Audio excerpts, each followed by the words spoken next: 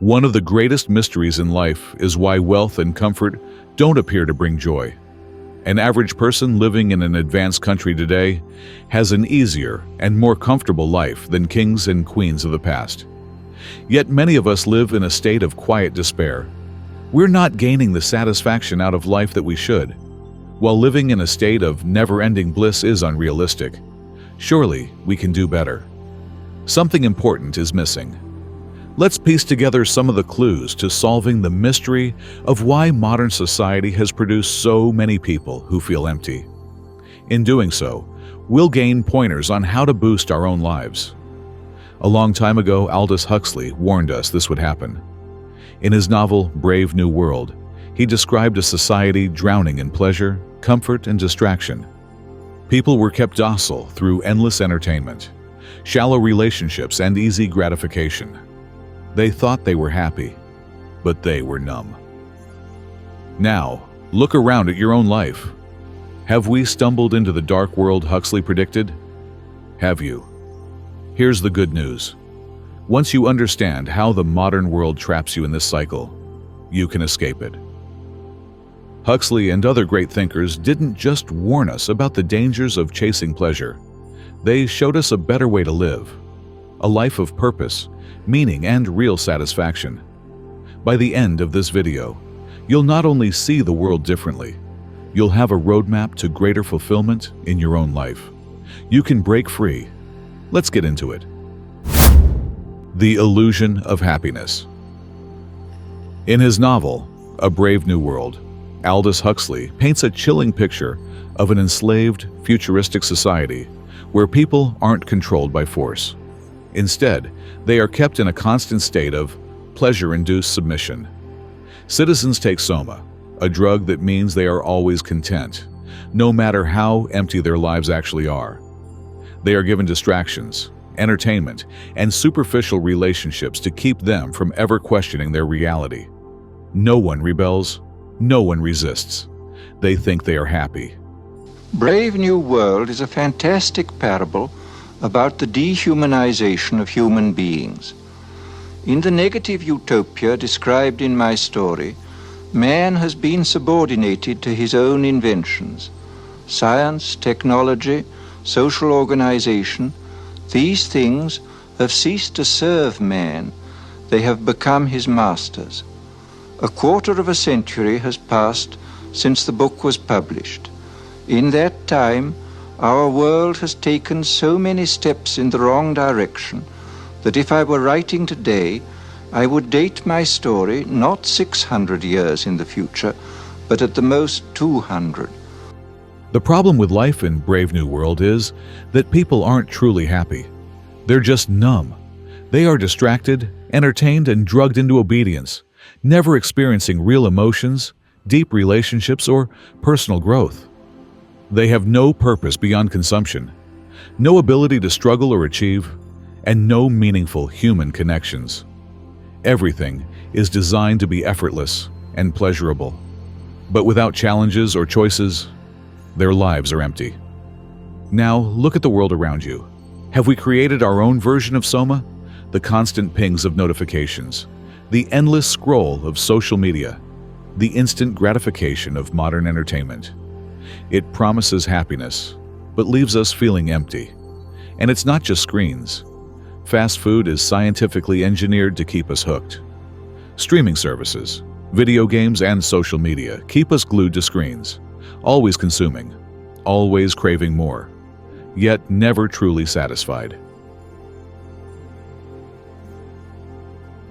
If pleasure was the key to happiness, shouldn't we be the happiest people in history? But we aren't. A Gallup survey found that global stress, sadness, and anxiety levels are at record highs. Worryingly, the younger generations are reporting the sharpest declines in life satisfaction. In the U.S., teen depression rates have doubled since 2010, according to the CDC. 1 in 3 teenage girls now experiences persistent sadness or hopelessness. For boys, it's 1 in 5. A study published in JAMA Pediatrics found that teenagers who spend more than 3 hours a day on social media are twice as likely to experience depression and anxiety symptoms. Despite having more entertainment, more comfort, and more instant gratification than any society in history, we are feeling worse, not better. Huxley warned us that a world of pleasure without purpose leads to numbness, not happiness. And we are living in it. The science of the hedonic treadmill. No matter how much happiness we achieve, we adapt to it. A new phone, a great meal, a thrilling experience. It feels amazing, then fades. And so we chase the next high. But it's never enough. The result? We become trapped in a cycle of craving pleasures that don't satisfy us. And it gets worse. The easier pleasure becomes, the less fulfilling it is. Psychologists call it the hedonic treadmill. Dopamine is not about the happiness of reward. It's about the happiness of pursuit of reward that has a decent chance of occurring. That's how neuroscientist Robert Sapolsky explains it. The anticipation of pleasure releases more dopamine than the pleasure itself. This is why we eagerly check our phones, wait for a message, or keep swiping through content. Our brains are wired to crave, not to be satisfied. The more we indulge in quick, easy pleasures, the harder it becomes to focus on anything deeper. Cal Newport, author of Deep Work, argues that constant distraction weakens our ability to concentrate and engage in meaningful work. Without focus, we lose the ability to create, to think deeply, and to experience real fulfillment. We think we're making ourselves happy, but we're just numbing ourselves. What can we learn from tribal societies? To find the answer, let's look at people who still live like our ancestors. I'm cold. I put on a layer, I make a shelter, I light a fire. I'm thirsty. I purify water, I drink it. I'm hungry. I dig up a root, I eat it. I kill or catch an animal, I eat it. And sometimes your entire day is spent trying to achieve these really basic needs. This is what I think is the baseline human reality, what we are designed for. And although I don't want to live like this all the time, I have noticed a inner peace and satisfaction that I don't really get in the civilized world. Studies on hunter-gatherer societies, like the Hadza of Tanzania and the Tsimane of Bolivia, reveal something surprising. Despite lacking modern comforts, they report higher life satisfaction than people in industrialized nations. A study in social science and medicine found that hunter-gatherers experience lower rates of anxiety and depression than we do. Why? They live in tight-knit communities where loneliness is rare. Their work has clear purpose, physically demanding but meaningful. They are constantly engaged with the world around them, rather than escaping into distractions. There is no passive entertainment, no doom scrolling, just life, fully lived. Now compare this to modern life. We have wealth, safety, and comfort. Yet depression and anxiety are rising. Social isolation is increasing. People spend hours a day consuming entertainment designed to hold their attention without fulfilling them. Huxley saw this coming. He warned that when pleasure becomes too easy, too constant, and too effortless, it stops bringing real happiness. Instead, it dulls our senses and leaves us empty. The mismatch between human evolution and the modern world. Our ancestors had limited opportunities to indulge their cravings. Sweet foods were rare. Gossip was confined to small groups. News traveled slowly. Music and entertainment were occasional luxuries. The human desire for pleasure was well adapted to this environment. We sought out life's enjoyable novelties when they were available. Scarcity kept our consumption in check. But our world has changed faster than we have. Evolutionary biologist Daniel Lieberman explains that many modern health issues arise because we get sick from chronic diseases by doing what we evolved to do, but under conditions for which our bodies are poorly adapted. He's referring to things like overeating, a lack of physical activity, and heightened vigilance, behaviors that made sense in the past, but now lead to obesity, heart disease, and anxiety. The same principle applies to how we seek pleasure. Our instincts, fine-tuned for survival in a world of scarcity, now work against us in an environment of unlimited access. Take risk avoidance, for example. Early humans evolved strong fear responses to predators, injuries, and natural disasters. The ability to anticipate threats and react quickly increased survival. But today, those same instincts misfire in a world where physical dangers are rare. Instead of life-threatening risks, we feel crippling anxiety over things that wouldn't have mattered in the past, like public speaking, work deadlines, or a missed call from the boss. The brain treats these as high-stakes survival threats, triggering the same rush of stress hormones that once helped our ancestors escape predators. This leads to chronic stress, avoidance behaviors, and an epidemic of anxiety disorders, even though most modern fears have little real consequence. The cravings that once helped us thrive now trap us in cycles of overindulgence. TikTok curates an endless stream of short, engaging videos, fine-tuned to hijack our attention.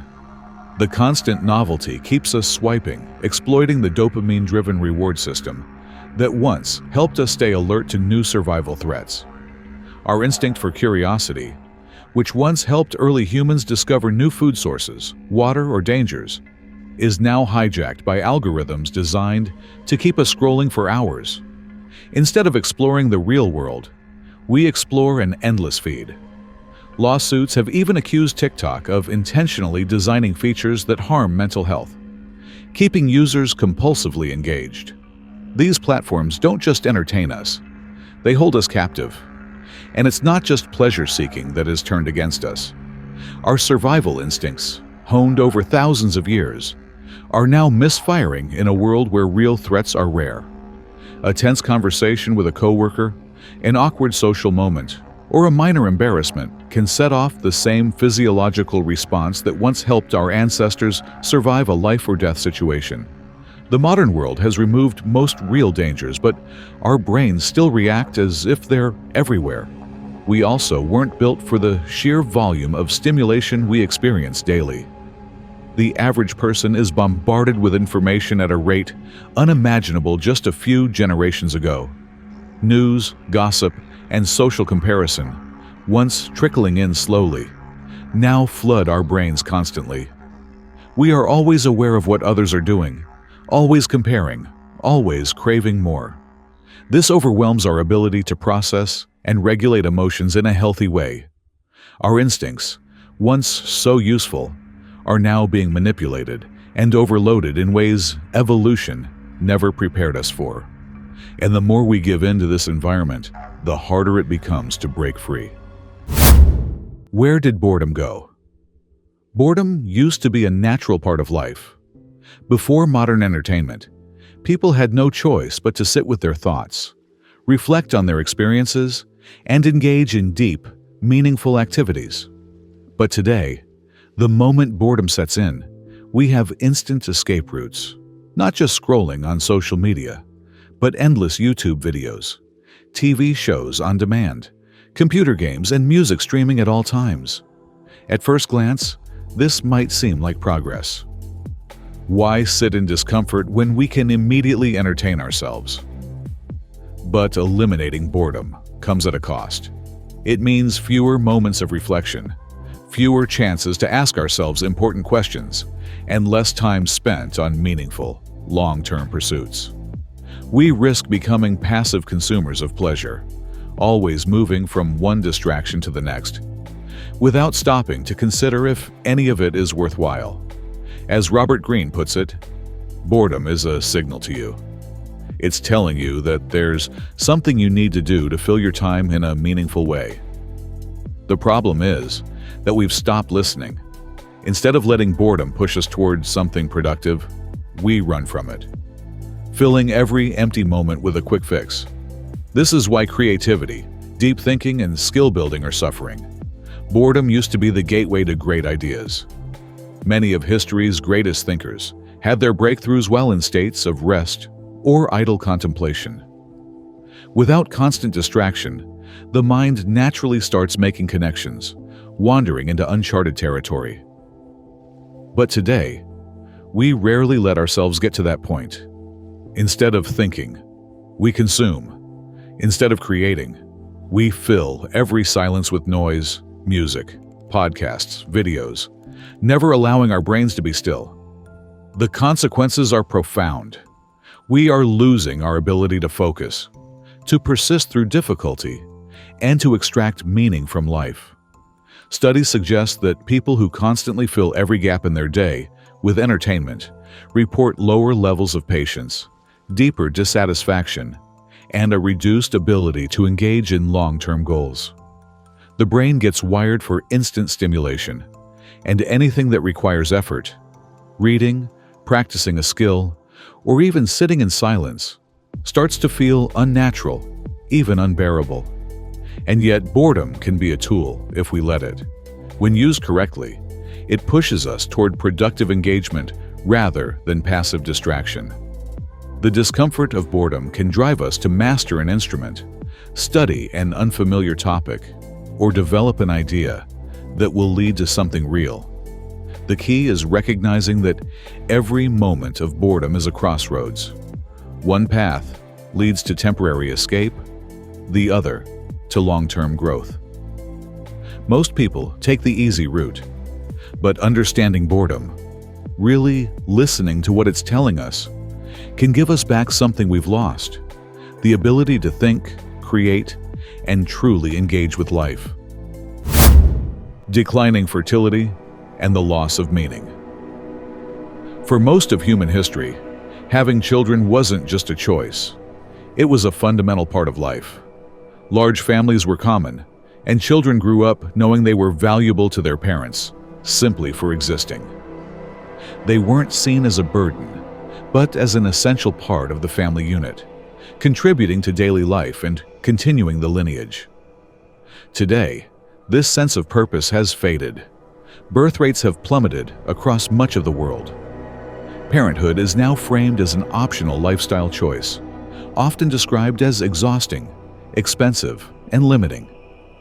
Many young people grow up hearing that the world is overpopulated, that having children will harm the planet, and that traditional family structures are no more valid than any other way of living. The rise of alternative lifestyles, including the normalization of same-sex marriage and gender fluidity, has further contributed to the breakdown of reproductive purpose.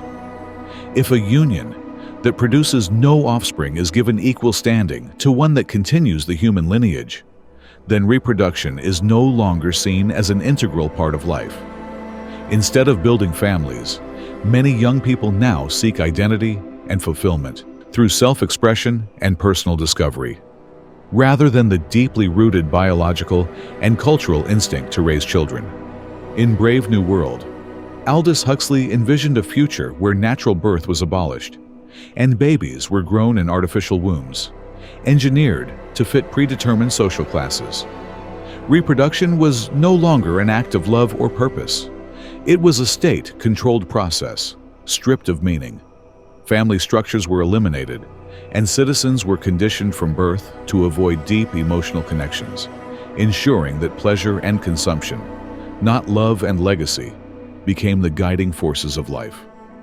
While we don't yet live in Huxley's world, the shift in how society views reproduction is undeniable.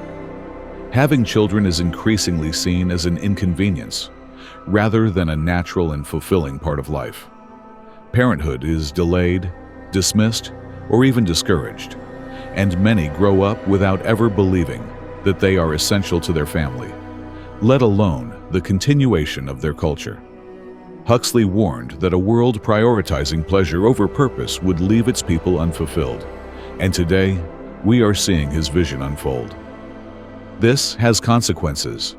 When society devalues parenthood, it also devalues the inherent worth of children. Instead of being cherished as the center of family life, many now grow up with the sense that they are a costly responsibility, not a source of joy.